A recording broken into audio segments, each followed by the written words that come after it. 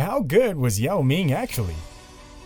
Yao Ming is a Chinese basketball executive and former professional player.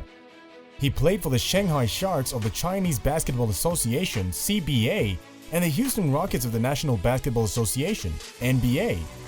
Yao was selected to start for the Western Conference in the NBA All-Star Game 8 times and was named to the All-NBA team 5 times.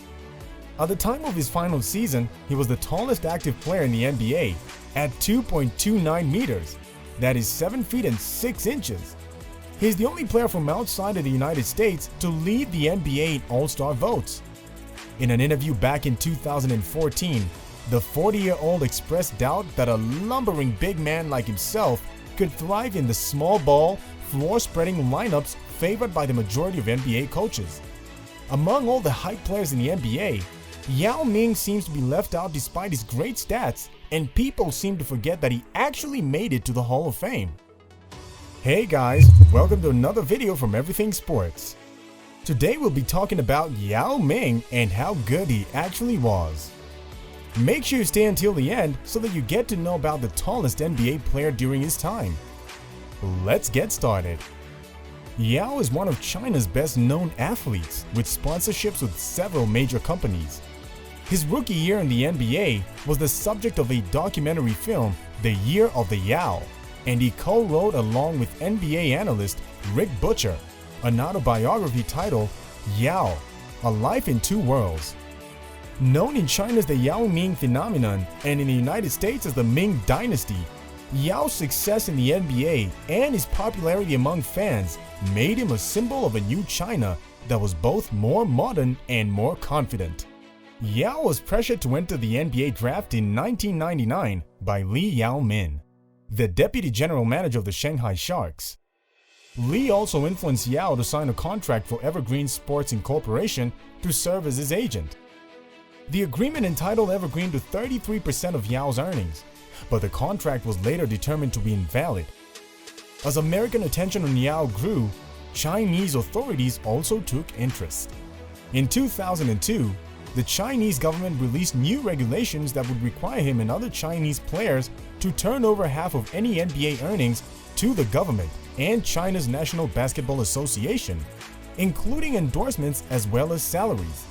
When Yao decided to enter the 2002 NBA draft, a group of advisors was formed that came to be known as Team Yao. The team consisted of Yao's negotiator, Eric Zhang, his NBA agent, Bill Duffy, his Chinese agent, Lu Hao, University of Chicago economics professor John Huizinga, and the vice president for marketing at BDA Sports Management, Bill Sanders. Yao was widely predicted to be picked number 1 overall. However, some teams were concerned about Yao's NBA eligibility because of uncertainty over whether the CBA would let Yao play in the United States. The CBA said that they would not let Yao go to the United States unless the Houston Rockets would take him first overall. After assurances from Team Yao that the Rockets would draft Yao with their number 1 pick, the CBA gave permission on the morning of the draft for Yao to play in the US. When the Rockets selected Yao with the first pick of the draft, he became the first international player ever to be selected first overall without having previously played US college basketball. Despite the problems in his early career, Yao Ming had impressive stats. Yao averaged 19 points and 9.2 rebounds per game over an injury-shortened career that spanned only 486 games, the equivalent of just 6 full NBA seasons. Close enough anyway. 486 divided by 6 is 81. Per 36 minutes, that rises to 21 points and 10.2 rebounds. Can't go wrong with a consistent 2010 guy, the long-time gold standard for big men in the top echelon of the association. But let's also consider that Yao's second year in the league, 2003-2004, was the most utterly putrescent non-lockout season. Let us never speak of 1999 in the entire history of the NBA. The league-wide offensive rating of 102.9 was the lowest 82-game season average since the introduction of the three-point arc in 1979. League pace was 90.1, tied for the slowest 82-game season in history. 1996-1997, the second year of Michael Jordan's second three-peat with the Bulls, was also played at a 90.1 pace, thanks largely to Mike Fratello's Cleveland Cavaliers, a team whose pace was barely faster than simply committing a 24-second violation on every possession. Yao put up 17.5 points and 9 rebounds per game. Yao's last full season was in 2008-2009. 2 years prior, the league MVP was Dirk Nowitzki, a prototypical stretch four. Sweet shooting bigs are not a recent trend. They've been around for a while. If you've liked the video so far, do hit the like button, subscribe to the channel, and turn on the notification if you want more videos of the same kind. It feels silly to describe a player who's about to be a first ballot inductee to the Basketball Hall of Fame as underappreciated. But if anyone fits that description, it's Yao Ming. Ask your average basketball fan about the Houston Rockets center who's about to be inducted into the Hall of Fame this weekend, and you'll probably hear about two things: his height, a towering 7'6", which places him 5th on the list of the all-time tallest NBA players, and his nationality. You'll hear significantly less about his game. There are plenty of those who argue that he doesn't deserve his place in the Hall of Fame, let alone to be inducted at the first opportunity. Google Yao Ming Hall of Fame if you don't believe that. The arguments against him are that his career was relatively short.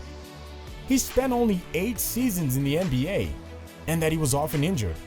If Yao was American, people argue he'd have a hard time qualifying with that record. This may or may not be true, but Yao's induction comes at the behest of the Hall's International Committee, who choose one inductee a year, and if you can find another player who's eligible this year and also happens to be the best ever from a nation of over 1 billion people, let me know. In any case, those arguing his NBA career does not merit this recognition are doing Yao a disservice. Because while his career was short, it was also great, because he represented the last flourishing of a certain type of basketball.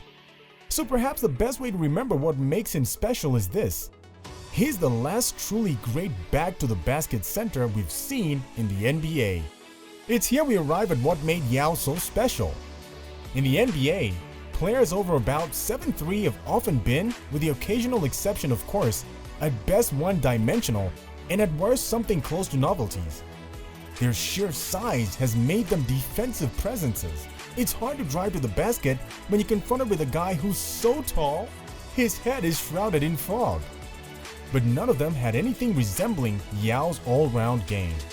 Sure, he blocked a lot of shots and grabbed a lot of rebounds, but it was his offense that made the Rockets so effective. He had a formidable array of post moves. He was a clever passer from both the high post and the low, and he was inventive. It wasn't to last, of course. Yao's size put an awful lot of pressure on his feet, and after 2005, he was plagued by the stress fractures that would eventually end his career. Like any game, of course, basketball moves in cycles.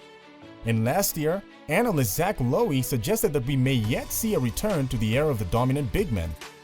But for now, Yao remains the last of his kind, a towering reminder of the way the game used to be. That's all for today's video.